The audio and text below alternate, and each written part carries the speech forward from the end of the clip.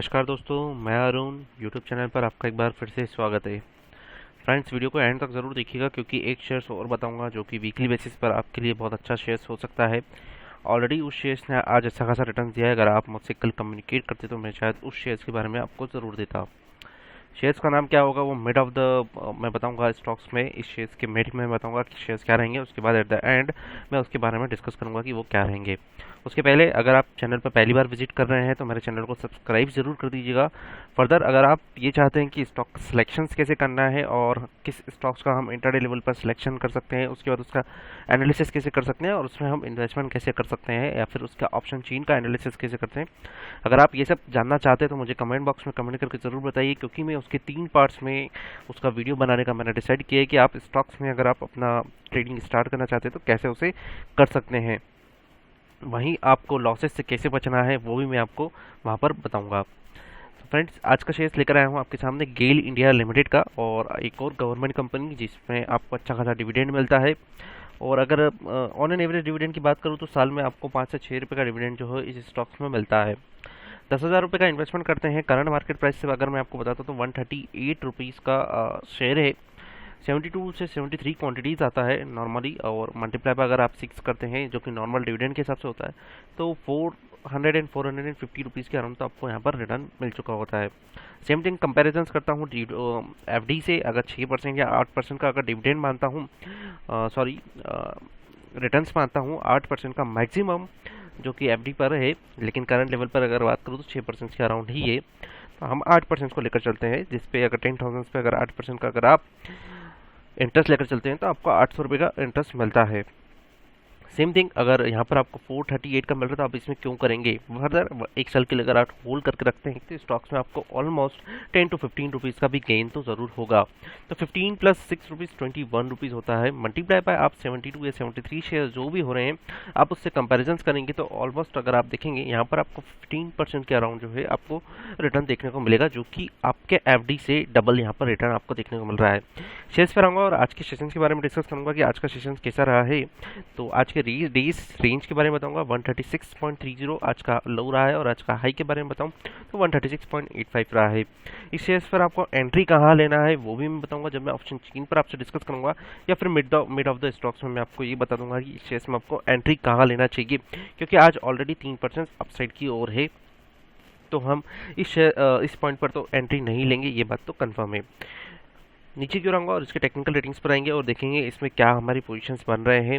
Technical ratings के हिसाब से आते हैं यहाँ पर डेली बेसिस पर, तो यहाँ पर आपको बाई पोजीशंस देखने को मिल रहा है। वहीं वीकली बेसिस पर आते हैं तो वीकली बेसिस पर भी स्टॉक्स में आपको बाई पोजीशंस ही देखने को मिल रहा है। मंथली बेसिस पर आते हैं और मंथली बेसिस पर स्टॉक्स में आपको स्ट्रॉन्ग बाई पोजीशंस देखने को मिल रहा है। तो ओवरऑल तीनों स्टॉक्स को अगर तीनों रेटिंग्स को अगर मैं कंसोलिडेट करूँ तो स्टॉक्स में आपको बाई पोजीशंस ही देखने को मिल रहा है। अब आते हैं इसके मूविंग एवरेज के बारे में। तो 5 डेज का मूविंग एवरेज के बारे में आपसे डिस्कस करूँ तो 132.90 का आपका 5 डेज का मूविंग एवरेज है। वहीं 10 डेज का मूविंग एवरेज के बारे में बताऊँ तो 113.10। 20 डेज का मूविंग एवरेज है 112.08। 50 डेज का मूविंग एवरेज है 144.40। 100 डेज का मूविंग एवरेज है 125.54 और 200 डेज का मूविंग एवरेज है 103.52। लेके चलूँगा आपको 50 डेज का मूविंग एवरेज से 144.40। ईयरली के जो टारगेट्स रहेंगे वो हमारे इससे और भी ज़्यादा टारगेट्स हैं। अगर स्टॉक्स को आप ईयरली बेसिस पर होल्ड करके रख सकते हैं तो स्टॉक्स बहुत अच्छी कंपनी है, इसलिए आप इसको स्टॉक्स में रिकमेंडेशन देता हूँ प्रॉपरली। इसके पहले भी मैंने आपको स्टॉक्स अच्छे खासे रिकमेंडेशन दिए थे जहाँ पर आप अपनी पोजीशंस को क्रिएट कर सकते हैं। अभी हम थे मनी कंट्रोल पर, अब आते हैं टिकट स्टेट पर, और यहाँ पर मैं आपको बताऊंगा कि स्टॉक्स में हमें कितना रिटर्न्स मिला है। डेली बेसिस पर ऑलरेडी डिस्कस कर चुके हैं कि 3% का स्टॉक्स में हमें रिटर्न्स देखने को मिला है। वीकली बेसिस पर आते हैं। वीकली बेसिस पर स्टॉक्स में 0.22 का न्यूट्रल रिटर्न्स दिया है। वहीं मंथली बेसिस पर आते हैं और मंथली बेसिस पर देखते हैं तो स्टॉक्स ने आपको नेगेटिव रिटर्न्स, मतलब स्टॉक्स ने गिरावट दी है, और आपको एक मौका ज़रूर दिया है स्टॉक्स में अपनी पोजीशंस को क्रिएट करने का। अब आते हैं ईयरली बेसिस पर, और ईयरली बेसिस पर देखते हैं स्टॉक्स में तो आपको 64% का अपसाइड मूवमेंट देखने को मिला है। अब आते हैं इसके करंट प्राइस के बारे में। करंट प्राइस अभी जो चल रहा है इंट्रिंसिक वैल्यू से कम चल रहा है, मतलब एक्चुअल में इसका जो वैल्यूशन होना चाहिए उस वैल्यूशन के हिसाब से इसकी प्राइस जो है अभी बहुत कम है। एफडी से मैंने कंपैरिजन आपको ऑलरेडी कर दिया, डिविडेंड मैंने आपको ऑलरेडी डिस्कस कर चुका हूँ। पॉइंट ऑफ व्यू से बताऊँ तो जब हम ऑप्शन चेन पर आएंगे तब इस बारे में डिस्कस करेंगे कि इस स्टॉक्स में हमें कहाँ पर एंट्री लेना चाहिए। अब आते हैं इसके मार्केट कैपिटलाइजेशन के बारे में। तो स्टॉक्स की जो कैपिटल मार्केट कैपिटलाइजेशन है 59,745 करोड़ का, और स्टॉक्स की अगर आप रैंक देखते हैं तो 74th रैंक आपको यहाँ पर देखने को मिलती है। अब आते हैं इसका Nifty as compare to Nifty. यहाँ पर अगर इसका कंपैरिजन करते हैं तो यहाँ पर आपको देखने को मिलता है 1.89x as volatile as Nifty यहाँ पर आपको देखने को मिलता है। वैसे फोरकास्ट पर आते हैं और देखते हैं कि स्टॉक्स में कितने एनालिस्ट की रिपोर्ट्स हमारे पास अवेलेबल है और उसमें से कितने एनालिस्ट स्टॉक को बाय रेटिंग्स रिकमेंडेशन दे रहे हैं। 35 एनालिस्ट की रिपोर्ट्स हमारे पास अवेलेबल है टिकट स्ट्रेट्स पर, और उसमें से 86% का फ्रेंड्स ये मानना है कि स्टॉक्स में आप अपनी पोजीशंस को क्रिएट कर सकते हैं। तो ऑलमोस्ट 30 से 32 जो एनालिस्ट है वो स्टॉक्स में बाय पोजीशंस को रिकमेंडेशन दे रहे हैं। अब आता हूँ इसके क्वार्टरली रिजल्ट्स के बारे में, जहाँ पर हम इसके क्वार्टरली रिजल्ट्स के बारे में डिस्कस करेंगे कि क्या लास्ट 3 क्वार्टर्स के रिजल्ट्स रहे हैं और आने वाले 4th क्वार्टर में इसके क्या रिजल्ट्स हो सकते हैं और क्या परफॉर्मेंस हो सकती है। पिछले 2 या 3 वीडियो में मैंने आपसे लगातार कहा है कि जो कि प्रोविजनिंग जो है वो ज़्यादा हो सकती है, लेकिन इस स्टॉक्स में मैं आपसे ये वर्ड यूज़ नहीं करूँगा कि स्टॉक से आपको प्रोविजनिंग ज़्यादा मिलेगी, स्टॉक से परफॉर्मेंस आपको अच्छे खासे मिलेंगे। क्योंकि जो मैं यहाँ पर देख रहा हूँ, आप रेवेन्यू देखेंगे तो 12,08,746 का मिल रहा है, figures in rupees in lakhs में है, तो इसके अलावा भी यह लैक्स में ही चल रहा है, जो कि इंक्रीज होकर 13,64,000 के अराउंड हो चुका है। ऑलरेडी 1 लाख के अराउंड जो है यहाँ पर आपको रेवेन्यू जो है इंक्रीज देखने को मिला है। वहीं यहाँ पर आते हैं और स्टॉक्स में आप देखते हैं तो ऑलमोस्ट 18 लाख के अराउंड जो है आपको रेवेन्यू में इंक्रीमेंट देखने को मिला है, 15,45,680 के अराउंड। तो ऑलरेडी 5 to 8% के अराउंड जो है स्टॉक्स में आपको अपसाइड मूवमेंट देखने को मिल रहा है। तो 31 मार्च 2021 को जो है आप देखेंगे तो स्टॉक्स में आपको फर्दर और इंक्रीमेंट आपको देखने को मिलेंगे और रिजल्ट जो है वो अच्छे खासे परफॉर्मेंस देखने को मिल सकते हैं रेवेन्यू फ्रॉम ऑपरेशन से। अब आता है एक्सपेंडिचर्स में, एक्सपेंडिचर्स भी एज कम्पेयर टू जैसे जैसे रेवेन्यू बढ़ता जा रहा है वैसे वैसे एक्सपेंडिचर्स भी यहाँ पर बढ़ते जा रहे हैं। मैं डिटेल एनालिसिस नहीं कर रहा हूँ एक्सपेंडिचर्स पर, अगर आपको चाहिए तो आप कमेंट बॉक्स में कमेंट करके बता सकते हैं, तब मैं इसका डिटेल एनालिसिस करूंगा जब इसके क्वार्टरली रिजल्ट्स आएंगे। 11,97,261 का हमारा जून 2020 में एक्सपेंडिचर था, जो कि इंक्रीज होकर ऑलरेडी 9 लाख के अराउंड 12,81,804 का यहाँ पर इंक्रीमेंट हुआ एक्सपेंडिचर्स पे, और जो कि बढ़ के यहाँ पर आप देखेंगे तो 12 लैक्स का और यहाँ पर इंक्रीमेंट हुआ। मतलब हमारा प्रॉफिट हुआ इंक्रीज 18 लैक्स के अराउंड, एक्सपेंडिचर इंक्रीज हुआ 12 लैक्स के around. Net on net benefit के बारे में बात करूँ तो आपको यहाँ पर बेनिफिट्स जो होगा यहाँ पर इनकम और एक्सपेंडिचर से अगर मैं कंपैरिजन करूँ तो आपको ऑलरेडी 6 लाख के अराउंड जो है यहाँ पर आपको बेनिफिट्स देखने को मिलेगा। 11,485 हमारा प्रॉफिट पीबीटी था, इंटरेस्ट एंड टैक्सेस डेप्रिसिएशन 82,642 जो कि हमारा इंक्रीज होकर ऑलरेडी अगर आप देखते हैं तो ह्यूज अमाउंट ऑफ इंक्रीज आपको यहाँ पर देखने को मिलता है प्रॉफिट। और उसके बाद यहाँ पर भी आप देखते हैं तो 1,39,690 का एक ह्यूज अमाउंट ऑफ प्रॉफिट देखने को मिलता है, जो कि मैंने कहा कि इस स्टॉक्स में आपको वापस से यहाँ पर जो है 139 के अबव मतलब 160 से 180 के अराउंड मेरा अनुमान है कि आपको EBITA आपको देखने को मिलेगा। EBITA मतलब earning before interest tax and depreciation जो आता है वो। अब आता है इसके डायलूटेड EPS के बारे में, जो कि एडजस्टेड EPS होता है हमारा। 2020 में हमारा EPS था 0.57 जो कि इंक्रीज होकर 2.75, यहाँ पर इंक्रीज होकर 3.3। तो लगातार स्टॉक्स में आपको जो है इंक्रीज हमें देखने को मिल रहा है। फर्दर स्टॉक्स के आगे की ओर आएंगे और स्टॉक्स में हम देखेंगे कि स्टॉक्स के आगे इसके कंपैरिजंस के बारे में और इसके वैल्यूएशंस के बारे में कैसे क्या है। और यहाँ पर अदर स्टॉक्स अगर मैं कंपैरिजन करूँ गेल इंडिया लिमिटेड का, तो गेल इंडिया लिमिटेड का पी रेशो चल रहा है 6.63% के अराउंड। और वहीं अदानी टोटल गैस का लिमिटेड का देखते हैं तो यहाँ पर 278.17 जो कि बहुत हाई लेवल पर आपको देखने को मिल रहा है। और अदानी के ऑलरेडी शेयर सारे बहुत आगे की ओर और ऊपर की ओर जा चुके हैं। रिस्क लेना तो आप रिस्क ले सकते हैं अडानी गैस में। गुजरात गैस लिमिटेड 30.96 अच्छा खासा आप देख सकते हैं पी रेशोस, और वहीं इंद्रप्रस्थ गैस लिमिटेड 28.31। तो as compare to other stocks, इस स्टॉक्स का अगर आप वैल्यूएशन देखते हैं 6.63 बुक जो कि बहुत चीपेस्ट लेवल पर आपको देखने को मिल रहा है। वहीं price to book value ratios के बारे में बात करूं तो बहुत ही सस्ते लेवल पर 100 रुपये पर आपको ये स्टॉक्स मिल रहा है। 1.26 का price to book value ratios है। Adani total gas 82.51 highly stocks जो है बहुत ऊपर की ओर जा चुका है। थोड़ा करेक्शन होता है तो आप स्टॉक्स में अपनी पोजीशंस को क्रिएट कर सकते हैं। गुजरात गैस लिमिटेड 11.19, वहीं इंद्रप्रस्थ 6.159। डिविडेंड के लिहाज से भी अगर तीनों स्टॉक से कंपैरिजन करूं तो गेल इंडिया लिमिटेड ही यहाँ पर आपको विन विन सिचुएशन में देखने को मिलता है।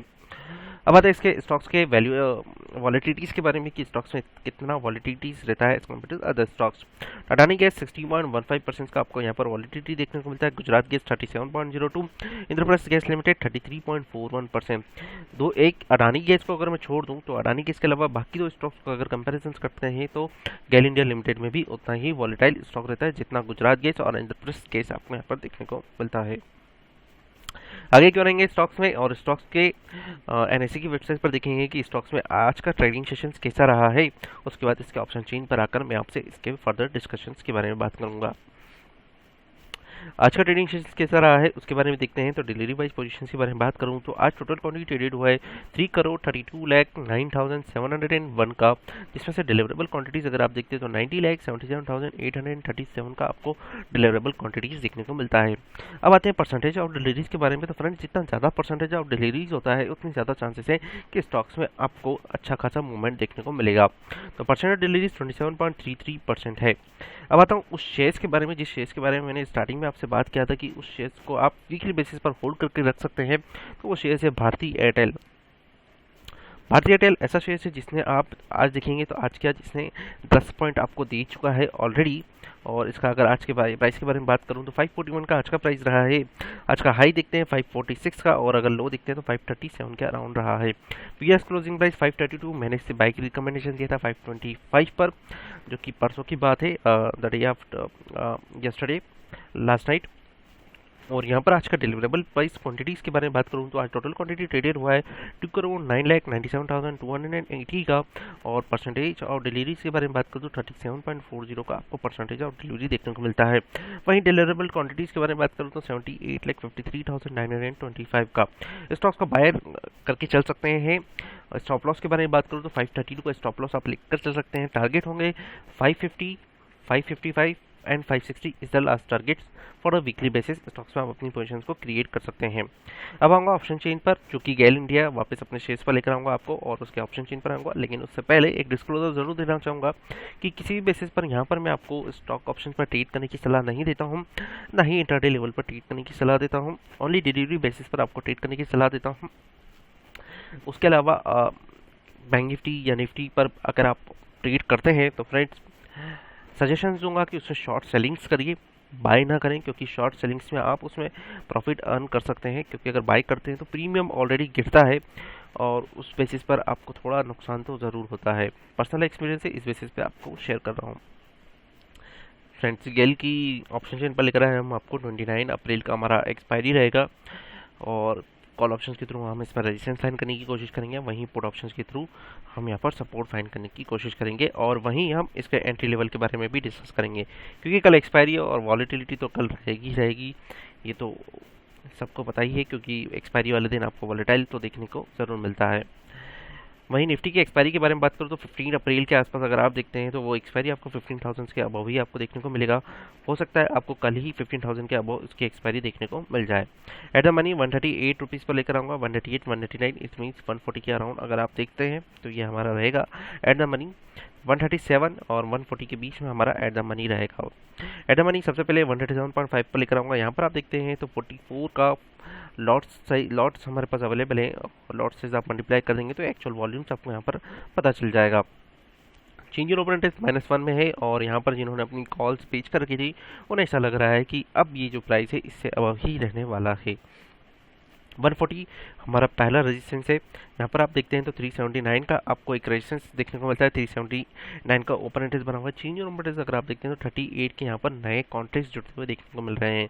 ये वो ट्रेडर्स है जिन्हें लग रहा है कि 140 के लेवल्स को जो है ये स्टॉक्स यहाँ पर फेस करेगा, लेकिन 140 के लेवल्स को अगर क्रॉस कर जाता है तो आपको स्टॉक्स 145 तक के लेवल जो है सेम डे पर दिखा सकता है। क्योंकि ओपन इंटरेस्ट बना हुआ है 238 का। चेंज इन इंटरेस्ट अगर आप देखते हैं तो 36 से आपको यहाँ पर देखने को मिलते हैं 145 के लेवल पर।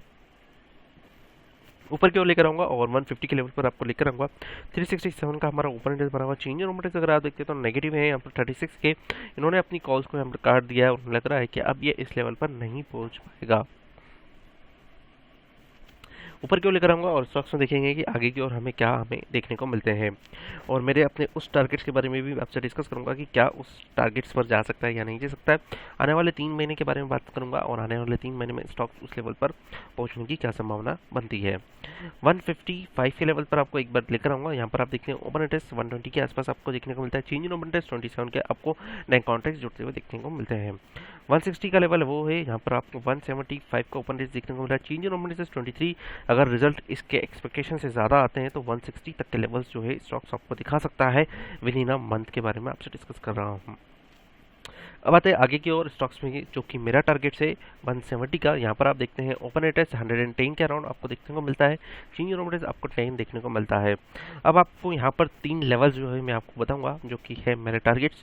पहला टारगेट्स 140 के अराउंड आपको यहाँ पर देखने को मिलेगा। 140 के बाद आपको 145 का लेवल तुरंत ही देखने को मिल जाएगा विद इन अ वीक, और 145 के बाद स्टॉक जो है आपको अपसाइड मूवमेंट दिखाएगा और 150 तक के लेवल्स जो हो सकता है आपको दिखा दे। और उसके बाद एट द लास्ट मेरा टारगेट रहेगा आपको 170 के लिए, तो 150 के बाद आपको 170 स्टॉप लॉस को आप अपर की ओर साइड कर सकते हैं। अब आते हैं इसके एंट्री लेवल्स के बारे में बात करूंगा कि पुट ऑप्शंस पर, जहां पर हम देखेंगे स्टॉक्स अगर नीचे की ओर गिरता है तो आपको कहां पर एंट्री लेना चाहिए और किस लेवल पर आपको एंट्री लेना चाहिए। 140 एक स्ट्रॉन्ग सपोर्ट है हमारे पास। यहाँ पर आप देखते हैं तो 138 का ओपन इंटरेस्ट बना हुआ है। चेंज ऑन ओपन इंटरेस्ट अगर आप देखते हैं तो 52 के आपको यहाँ पर देखने को मिलते हैं चेंज ऑन ओपन इंटरेस्ट। और यहाँ पर देखते हैं कि अगर 140 को ये सस्टेन कर पाता है तो स्टॉक्स जो है यहीं पर सपोर्ट लेगा, और अगर नीचे की ओर गिरता है तो 135 जो रहेगा हमारा पहला सपोर्ट रहेगा। 273 ओपन इंटरेस्ट बना हुआ। चेंज इन ओपन इंटरेस्ट अगर आप देखते हैं तो 12 के अराउंड आपको यहाँ पर चेंज इन ओपन इंटरेस्ट देखने को मिलते हैं। तो 135 के प्राइस पर जो है आप अपने स्टॉक्स में पोजीशंस को क्रिएट कर सकते हैं, लेकिन 100% अपनी पोजीशंस को क्रिएट करने की सलाह नहीं देता हूँ। स्टार्टिंग से कह रहा हूँ, अगर आप 10,000 का इन्वेस्टमेंट करते हैं तो 5,000 का इन्वेस्टमेंट आप 135 के प्राइस पर करिए। वहीं सेकेंड इन्वेस्टमेंट आपको करना है 130 के प्राइस पर, जहाँ पर ओपन इंटरेस्ट बना हुआ है सेकेंड हाईएस्ट ओपन इंटरेस्ट 240 का, और चेंज इन ओपन इंटरेस्ट अगर आप देखते हैं तो 3 के आपको यहाँ पर नेगेटिव देखने को मिलते हैं। अगर आपको मिलता है इस लेवल पर तो ठीक है, अदरवाइज अगर ये ऊपर की ओर सस्टेन करता है तो आप अपनी क्वांटिटीज को ले सकते हैं।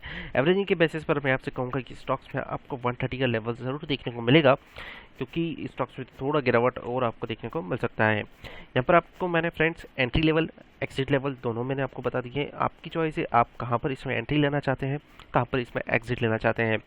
130 से लेकर 135 तक का लेवल जो है जहाँ पर आप अपनी एंट्री ले सकते हैं। करंट लेवल 135 के बाद आपको 140 के लेवल्स पहला टारगेट आपको देखने को मिलेगा। 140 के बाद 150 का आपको सेकंड टारगेट देखने को मिलेगा। उसके बाद 170 जो कि ईयर एंड का मेरा टारगेट है वो आपको देखने को मिलेगा।